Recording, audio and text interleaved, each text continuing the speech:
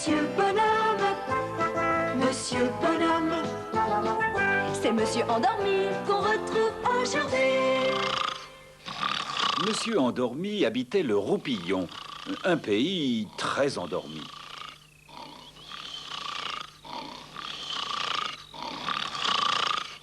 Au Roupillon, les oiseaux volaient si lentement que parfois, plouf, ils tombaient du ciel. Au Roupillon, l'herbe poussait si lentement qu'il suffisait de la tondre une fois par an. Au Roupillon, les arbres avaient l'air endormis et paresseux. Sais-tu quand se levaient les habitants du Roupillon? Ils ne se levaient pas le matin, ils se levaient l'après-midi. Regarde les horloges du Roupillon. Elles n'indiquent que 4 heures par jour.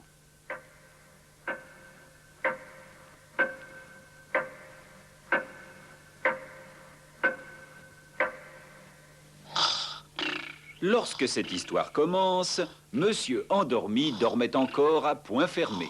Au Roupillon, on disait qu'il faisait un petit somme. Monsieur Endormi passait beaucoup de temps dans son lit. C'était l'endroit qu'il préférait. Il ouvrit les yeux. Boya se décrochait la mâchoire et se rendormit. Un peu plus tard, Monsieur Endormi ouvrit de nouveau les yeux. Boya, encore.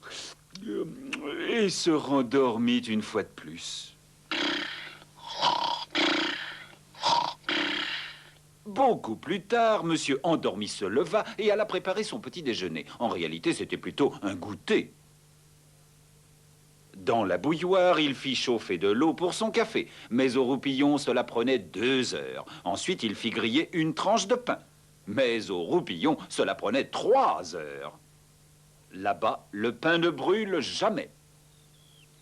En attendant que la bouilloire siffle, Monsieur Endormi alla dans son jardin, devant sa maison, la villa Jebaille. Il s'assit sur une chaise.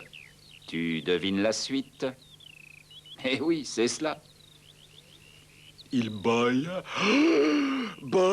à se décrocher la mâchoire et se rendormit. Soudain, il se réveilla en sursaut. Pourquoi? À cause d'une voix. Debout, disait la voix. Debout, debout, debout, ajouta une autre voix. Devant lui se tenaient 2 messieurs. Je m'appelle vite fait, dit l'un d'eux. Et moi bien fait, dit l'autre. Allez, debout. Pas question de dormir toute la journée, ajouta Monsieur Vite-fait, et il fit se lever Monsieur Endormi. Mais qui êtes-vous? Demanda Monsieur Endormi. Nous sommes vite fait bien fait, répondirent-ils. Ah bon? Au travail, la journée est déjà bien entamée. Mais... Il n'y a pas de mais, dit Monsieur Vite-fait. Ni de si, ajouta Monsieur Bienfait. Il y a le bois à couper, le sol à cirer, les vitres à nettoyer, la vaisselle à laver, les meubles à épousseter, la pelouse à tondre et les à tailler, et le repas à cuisiner. Et les vêtements à raccommoder, conclut Monsieur Vite-fait. Oh là là, j'ai mis Monsieur Endormi comme dans un rêve. Le bois à faire, et les lits à couper, et le sol à acheter, et le charbon à tailler, et les vitres à cirer, et la vaisselle à raccommoder, et les meubles à tondre, et la pelouse à laver, et les à épousseter, et les repas à nettoyer, et les vêtements à cuisiner. Il avait déjà tout mélangé, pauvre Monsieur Endormi. Vite fait, bien fait, mirent Monsieur Endormi au travail. Il fendit, cloua, épousseta, cira, lava, nettoya, coupa, cuisina, scia, acheta, tailla, transporta. Pauvre Monsieur Endormi.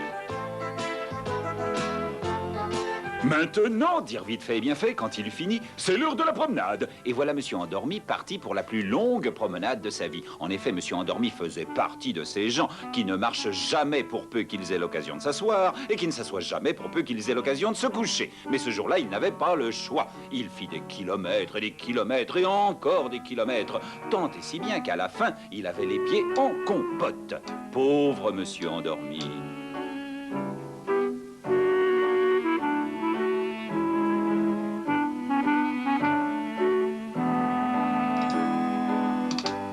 Dès le retour à la villa Jebaille, Monsieur Vite-fait dit « Bon, maintenant vous allez courir !»« Oh non !» s'écria Monsieur Endormi. « Quand je soufflerai dans ce sifflet, dit Monsieur Bienfait, vous partirez, à toute allure, ajouta-t-il.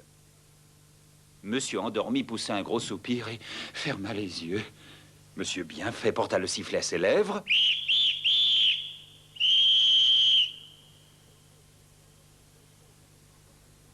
Le pauvre Monsieur Endormi se mit à courir, mais ses jambes ne le portaient plus. Pourquoi?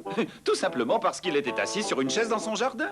Monsieur endormi ouvrit les yeux. Messieurs vite fait et bien fait avaient disparu.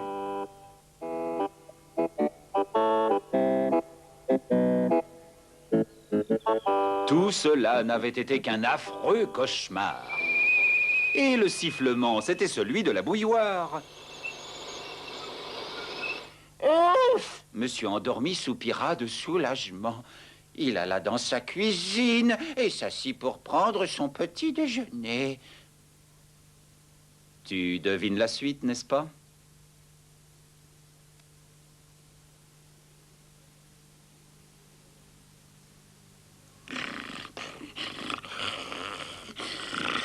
Debout, monsieur endormi! Debout, debout, debout!